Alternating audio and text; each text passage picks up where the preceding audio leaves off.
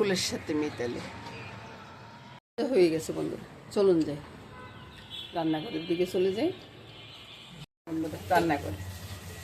আর কোথায় যাবো বলুন তো বন্ধুরা, কোথাও যাওয়ার জায়গা নেই, মাও চলে গেছে, আর কোথায় যাব, কোথাও যাওয়ার জায়গা নেই। তো চলে এলাম রান্না করে। রান্নাটা দেখতে থাকুন বন্ধুরা, কি রান্না করবো সেটাই বলতেছি, বুঝছেন? আচার ছাড়া আচারি আলুর দম। এবার বুঝতে পারলেন তো, আচার ছাড়া আচারি আলুর দম। সেটা কীভাবে করবো পুরো ভিডিওটা দেখলে বুঝতে পারবেন। তো চলুন যাই। আর ভিডিও দেখবেন, লাইক কমেন্টস করবেন না। আপনারা যদি একটু লাইক কমেন্টস না করেন তাহলে আমার ভিডিও করতে মন চায় না। তো বন্ধুরা, একটা লাইকে মন ভরে যায়, একটা কমেন্টসে ভিডিও করার উৎসাহটা অনেক গুণ বেড়ে যায়। আর যদি মনে করেন যে একটা শেয়ার করে দিবেন তাহলে তার কোনো কথাই নেই।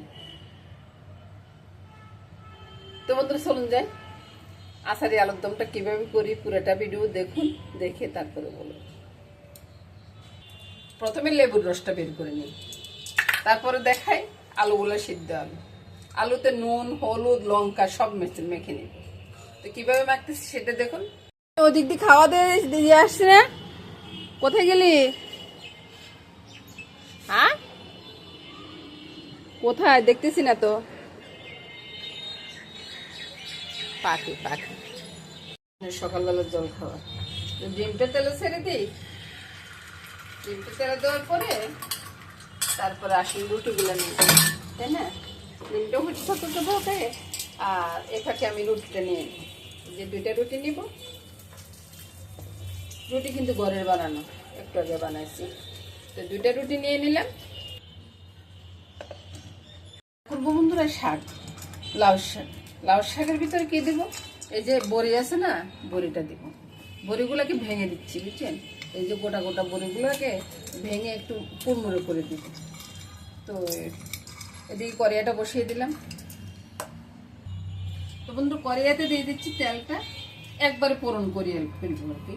ফোড়ন করে তারপরে একবারে বসিয়ে দিব। আপনারা এভাবে করতে পারেন, সহজে হয়ে যায়। তেল গরম হচ্ছে, লাউ শাকটা একবার বানিয়ে নিয়ে আসছি।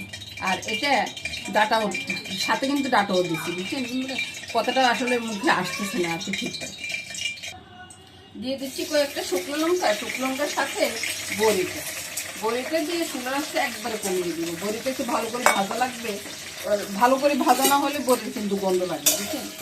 ওই জন্যে ভালো করে একটু মশলা করে ভেজে নিতে।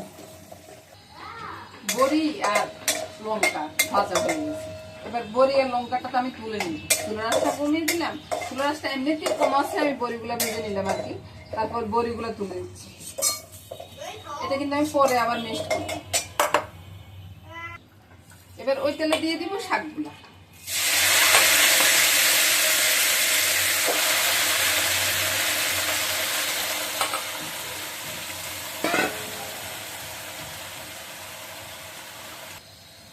এবার দিয়ে দিব স্বাদ অনুযায়ী নুনটা একটু কমিয়ে দিবেন, কারণ এটা কিন্তু অনেকটা কমে যাবে, বুঝছেন?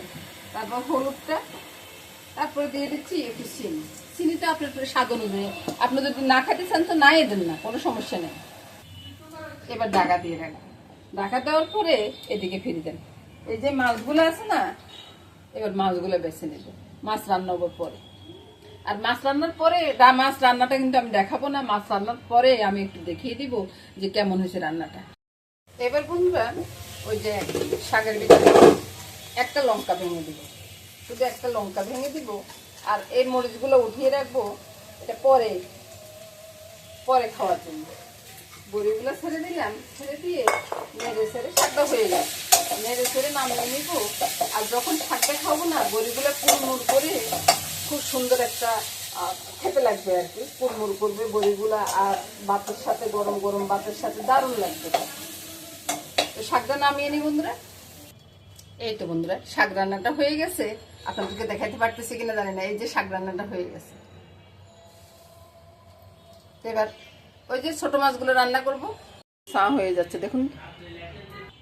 আরে বাইরে সার কেটলির ভিতরে একটু কফি ঢেলে দিলাম, সবার কাছে বলবো যে কফি নিয়ে আসছি।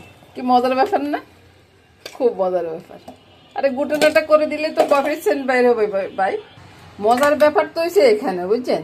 এই যে চাটা ঢেলে নিচ্ছি, চাটা ডালা হয়ে গেছে। এবার 2টা পরোটা নিয়ে নিব।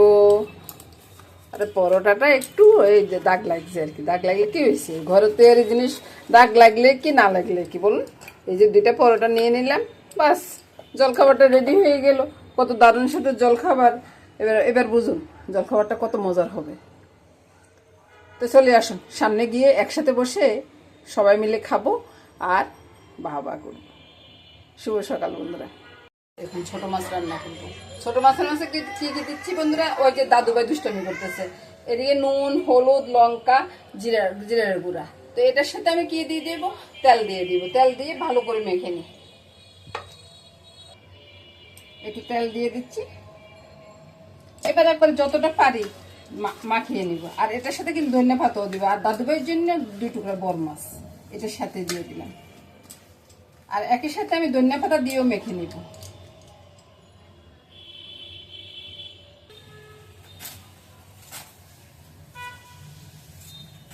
ধনিয়া পাতা বের একটু যদি বড় থাকে, আপনাদের মেশামশাই বলবে এটা কি দিলে, বুঝছেন? আপনাদের মেশামশাই সবকিছুতে একটু ইয়া বেশি। আগে থেকে মা রান্না করে খাওয়াইছে তো। পরে এতে একটু তেল দিয়ে দিচ্ছি।